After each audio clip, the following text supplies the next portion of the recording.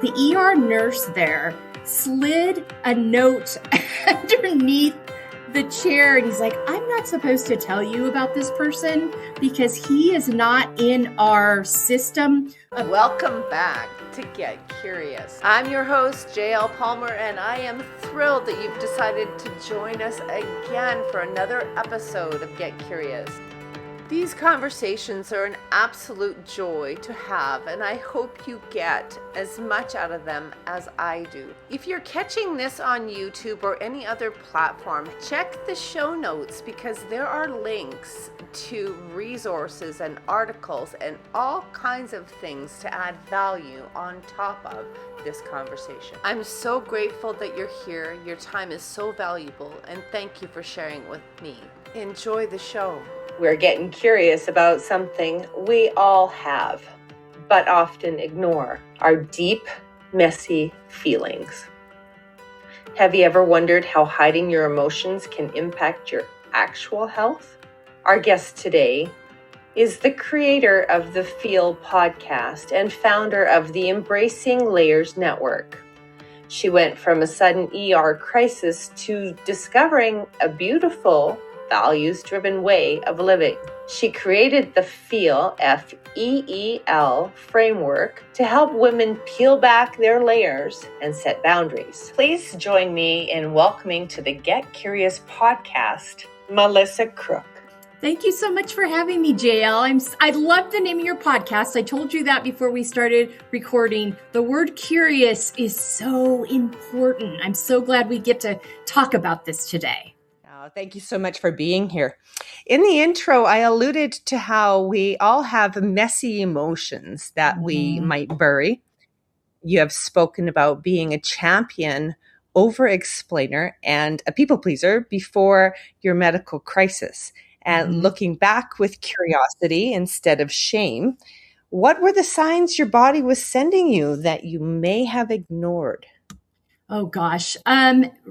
Tightness in my chest, stomach and acid reflux issues, joint pain, bouts with high blood pressure, unexplained, racing heartbeat, heightened anxiety that I could feel in my body. There was just all these little things, and they started happening over time.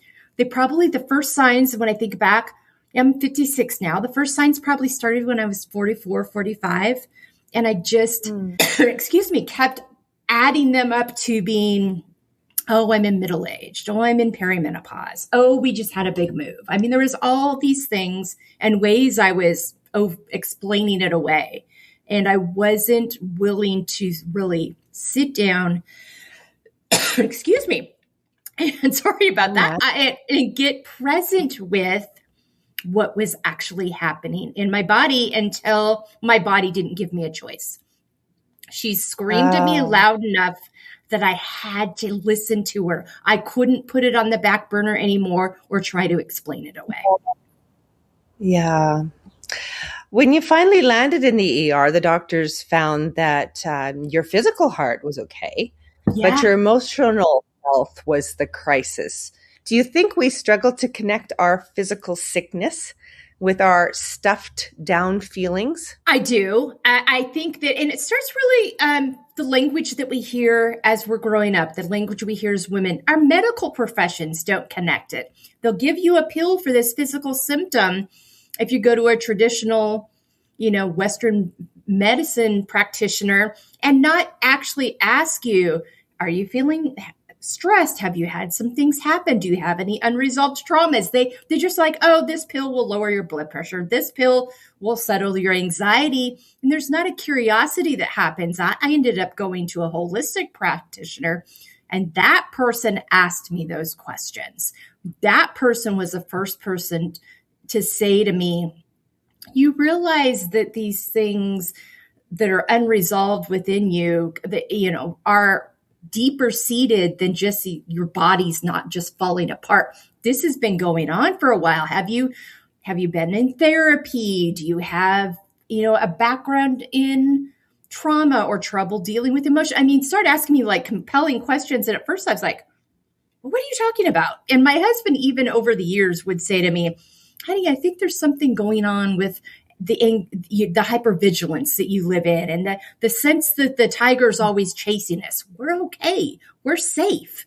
And I was like, oh no, I'm just trying to take care of everybody. The world's a crazy place, blah, blah, blah. I always explaining it away. And finally, but it wasn't until someone posed those questions to me in this holistic doctor setting. And the funny thing was, when I was in the hospital the second time, the ER nurse there slid a note underneath the chair. And he's like, I'm not supposed to tell you about this person because he is not in our system of doctors that we're supposed to recommend. But I think this person can actually help you.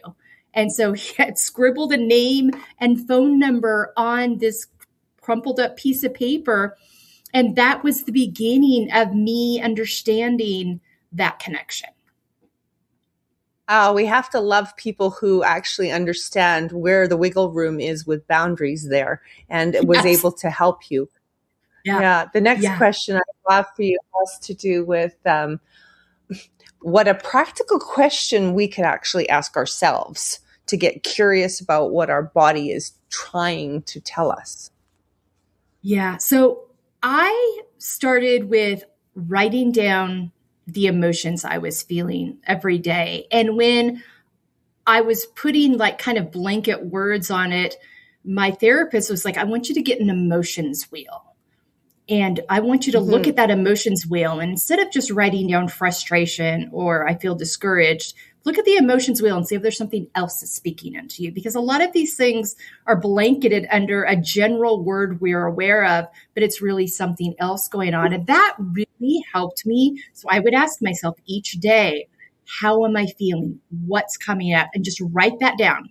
That was my first step in simply acknowledging it. And I was always surprised, like, wow, there's a lot going on in there that I haven't addressed, that I haven't dealt with, that I haven't gotten curious about of like, gosh, where's that coming from? And so that for me is the first question to ask yourself. Just write down all the things you're feeling. If you're having trouble, I think it's this, just Google emotions wheel. I guess too, sometimes we don't actually pay attention, and could we ask, why do I feel this way?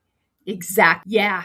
It's that curiosity. Where is this coming from? What narrative have I been believing? What thought am I treating as truth that's maybe not actually true, that's not serving me? When do I remember feeling this the first time?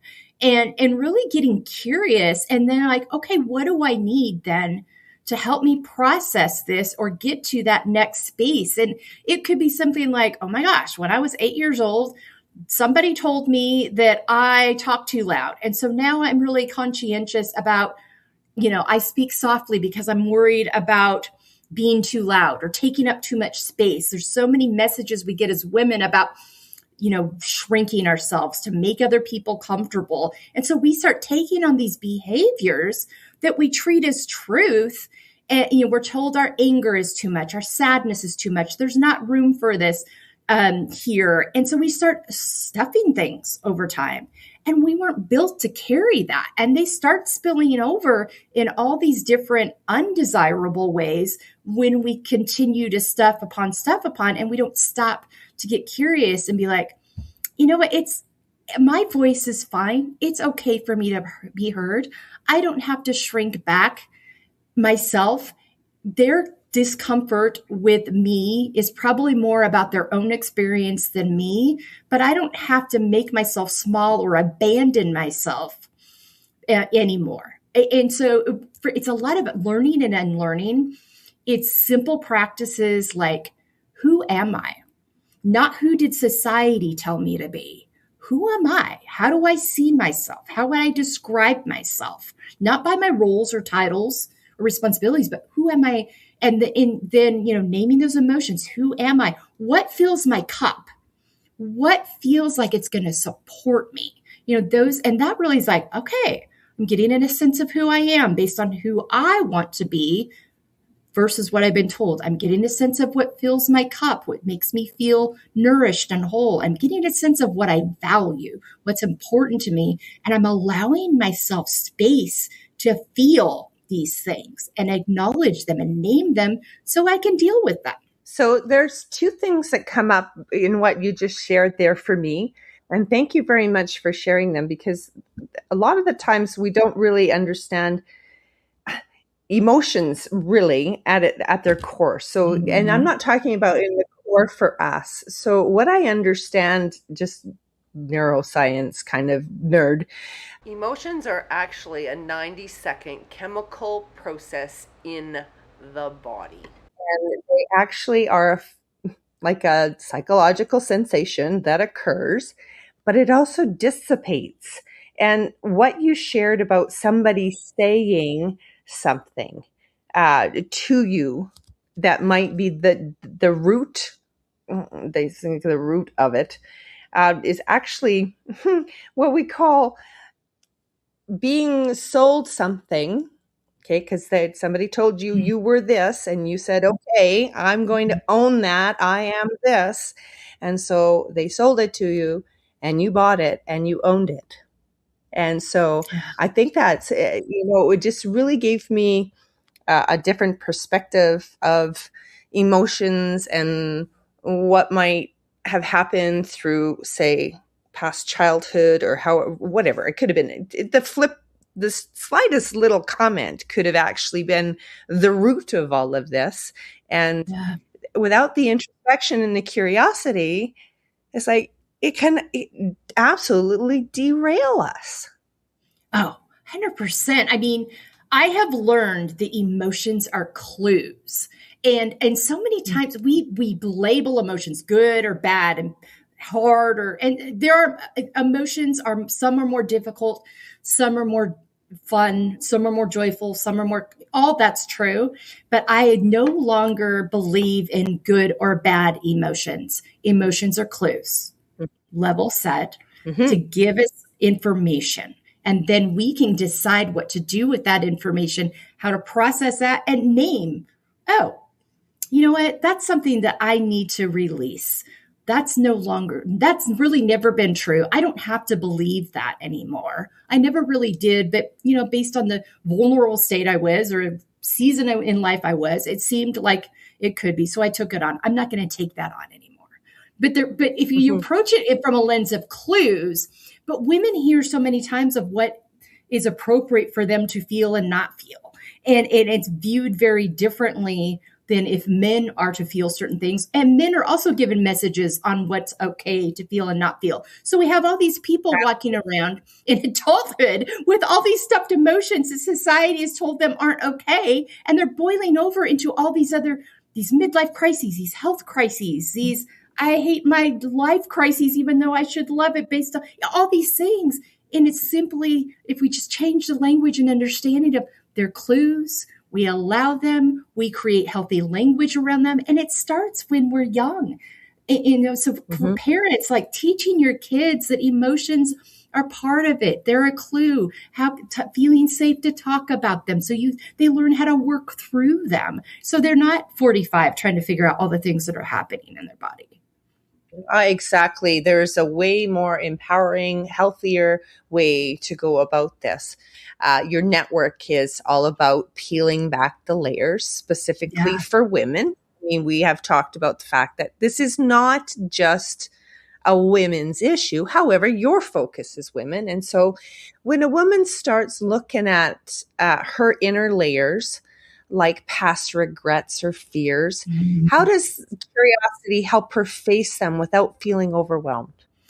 Yeah, that's a great question. It is the ability to be like, okay, I'm feeling judgment and shame and fear come on. I'm going to stop for a minute. I'm going to pick this particular thing let's start with this one thing that seems to keep coming up.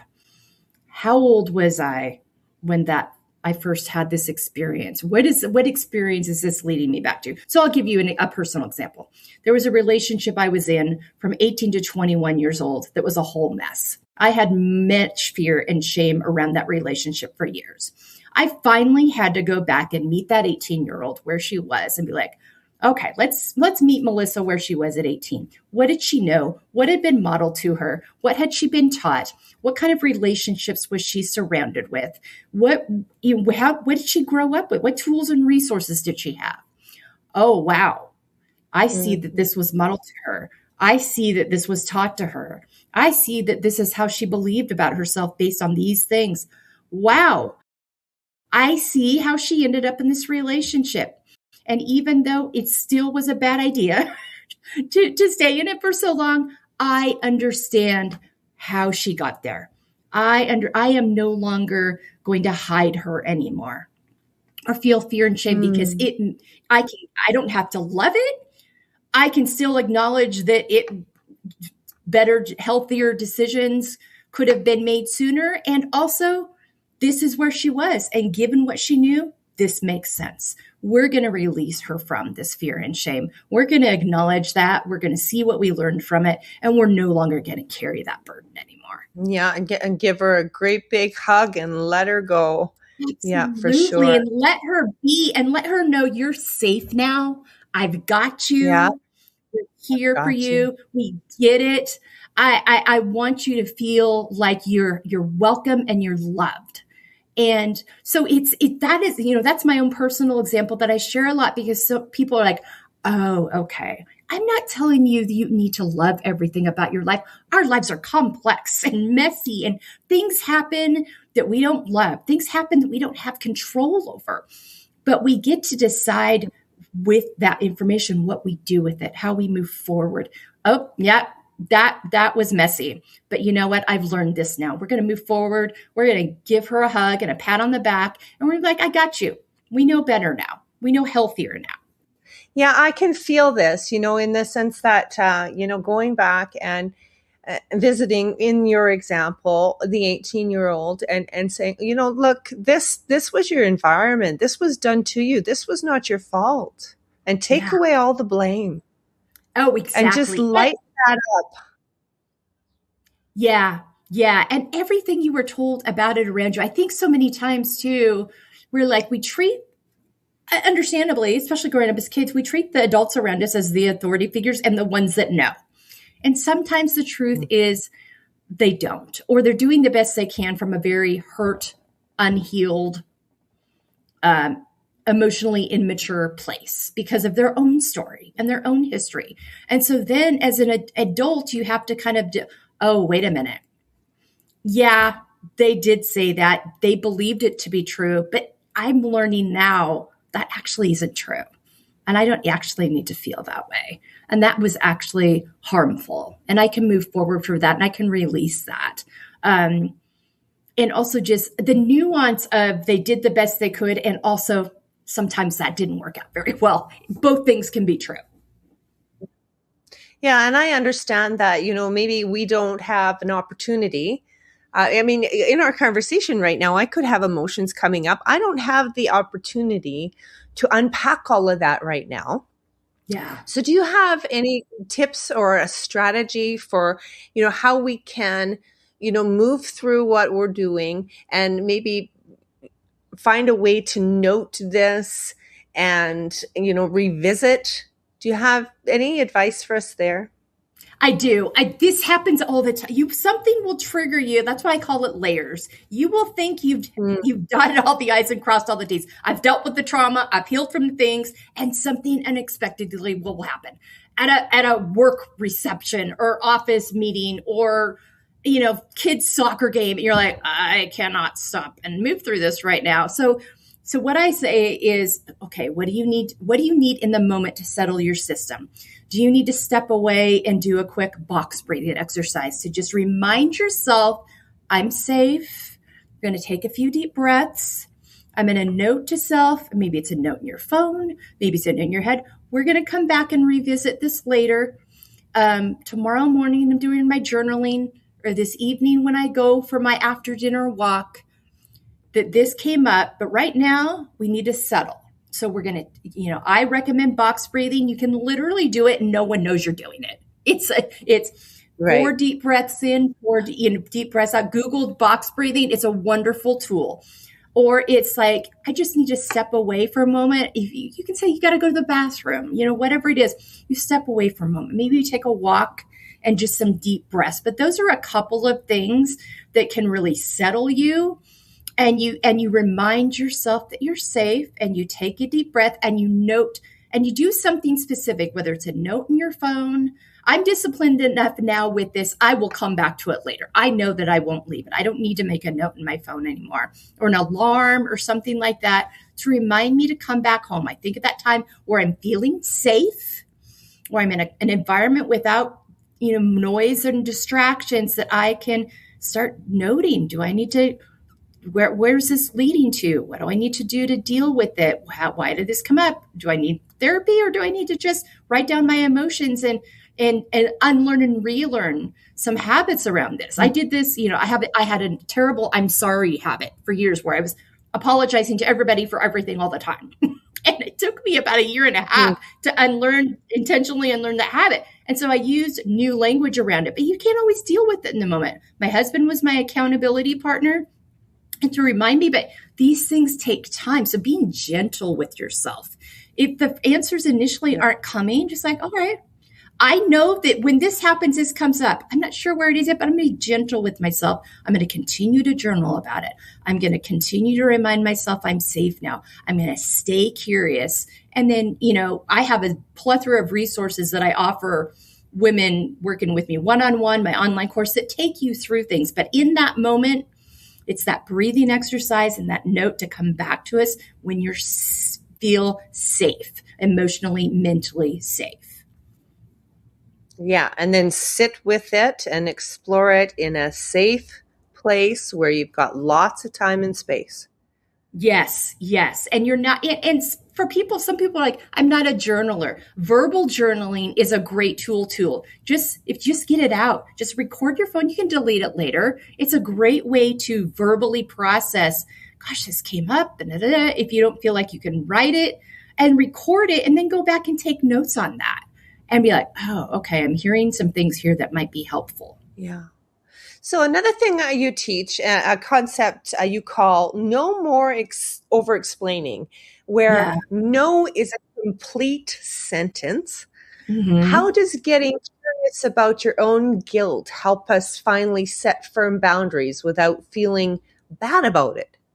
Yeah, it's the curiosity thing. You go back to, for me, I had to go back to, why do I feel compelled to explain this all the time? And it went back to, again, to my childhood, in an environment where if I pushed back on anything, or I wanted to do something different, or I wanted to ask a question that maybe I knew wasn't going to be received very well, I learned to over-explain. And like, if I can just explain it enough, they'll believe me. They'll believe this is important. They'll see that I'm right.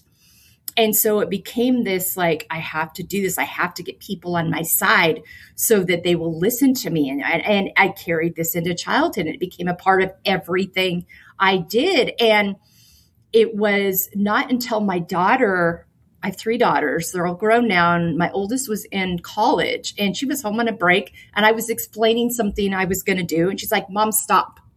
I got it.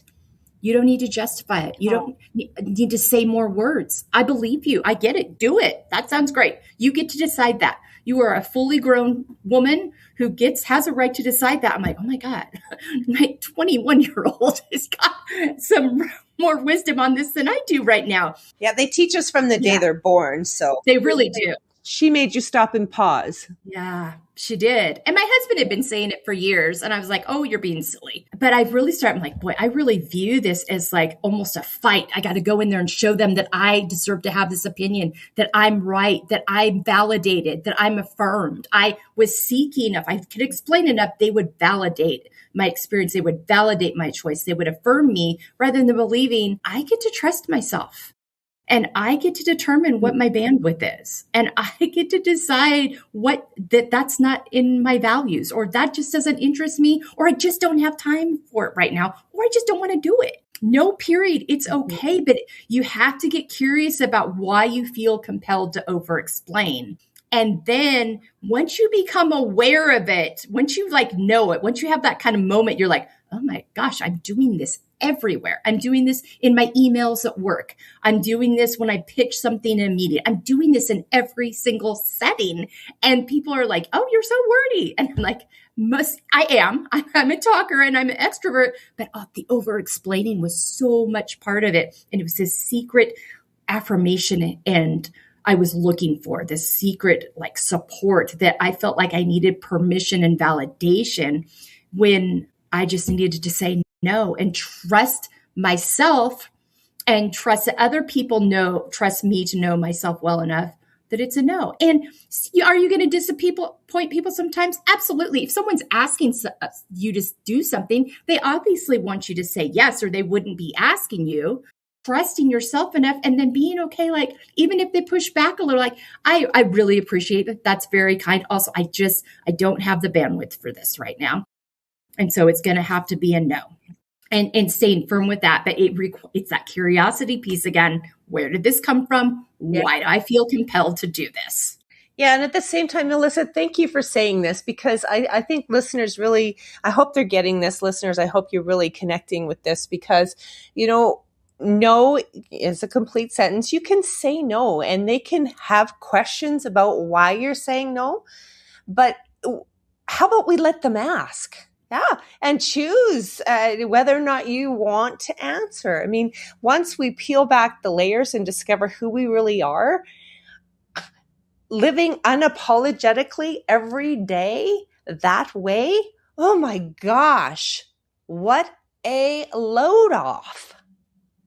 Yeah, I'm glad you said load off. I will tell you, JL, when I actually started putting these things into practice, and listen, I am a work in process. We all are. I share this framework because I use it every day. I need this every day to remind myself to stay within alignment and to stay true to who I am and trust my own intuition and values. But I felt 10 to 20 pounds physically lighter when I wasn't carrying that codependent need to fix everybody else's problems, to over-explain why I was doing things, to try to make people understand, when I simply was able to release that, trust I knew myself, trust I knew what my bandwidth was, and go and just simply say no.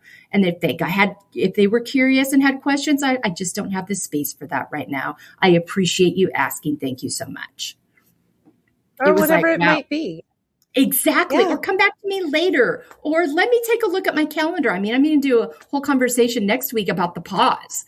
But when someone asks you something, pause. Think about it. I'll get back to you.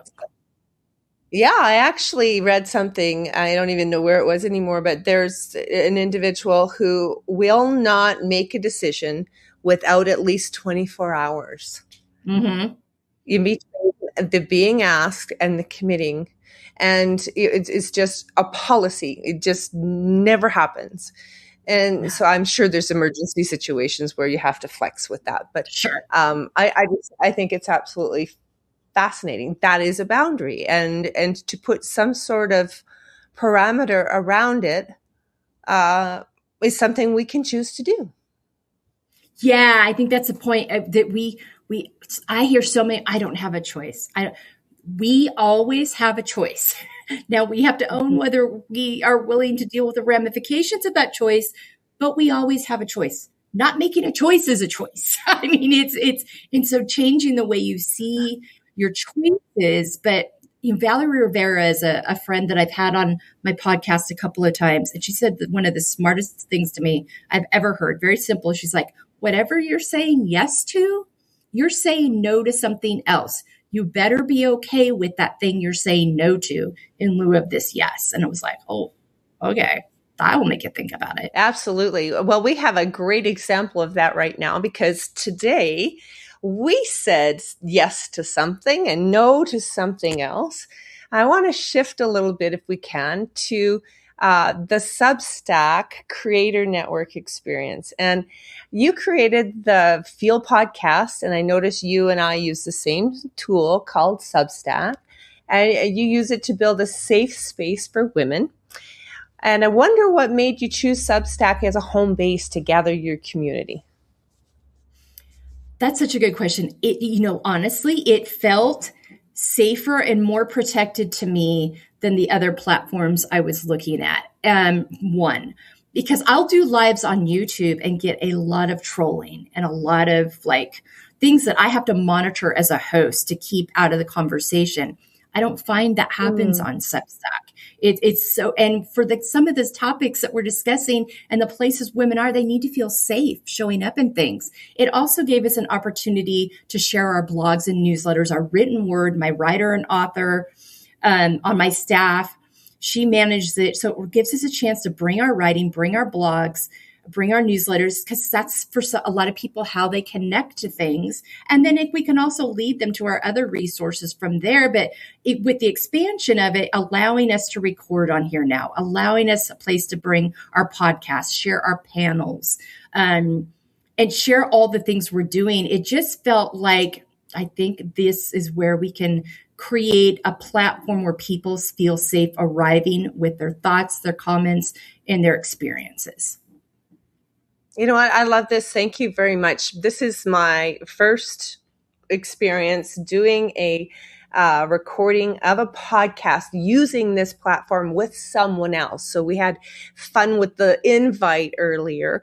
And I do build community on another platform in addition to this, but I really have to thank you for letting me have this experience with you. It's brand new, so that's something that's always going to be near and dear to me, and it's something that's going to connect me to you as a guest. So really appreciate that. I also noticed that you host the Live Empowerment Tuesdays on Substack for listeners, where they can ask in real time.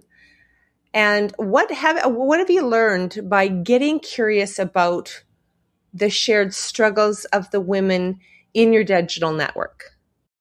I think what's so interesting is so many women walk around carrying these things that they think they're the only one that must feel that way, or they think they're broken, or they think there's something wrong with them.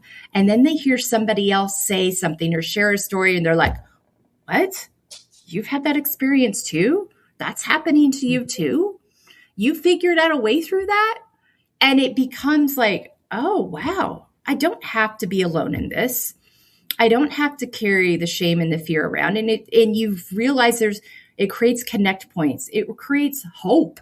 It creates honest, raw, vulnerable conversations where you can land. And I decided I wanted to I call my Tuesday episodes Tuesday Empowerment Sessions, where we get into the nitty gritty of the things that help us and get in the way of us living out what I call finding empowerment, embracing layers. And so we talk about some of those things, and I thought I'm going to take it to lives. And it's also available later to watch on Substack or on our podcast platforms. But I wanted to, and I just started doing this. I literally have been doing it for 3 weeks. And I want to invite women into, do they want to ask me questions in real time and have a conversation that way? So it just felt like another way to connect in person with these very real experiences, and just another place for women to know they're not alone.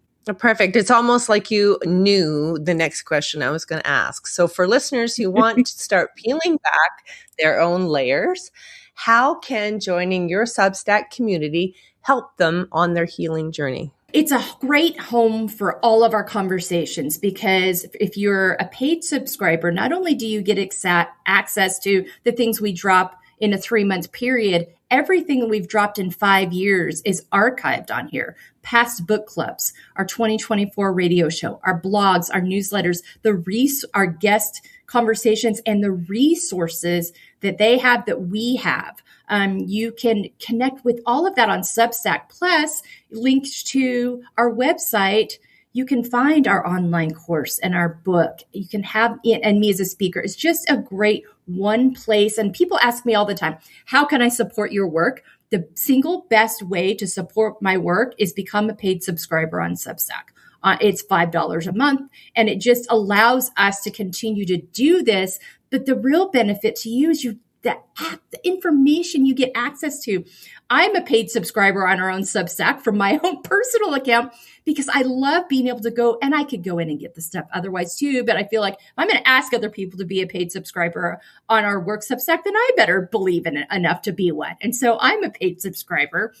And I love going back. I was able to go back and pull out a conversation about Juneteenth that I had in June of 2024 and share it again, because there's so many, there's panels, there's just a treasure trove of resources, conversations, newsletters, blogs for people to connect to, for people to share with other people. Our book clubs, we have a weekly book club. If you miss a book club, and it's just not at a time you can come. You're still at work, you're running the kids, whatever. You can, if you're a paid subscriber, you get to go back and listen to that book club. So you can still participate and leave your questions. We'll get back to you.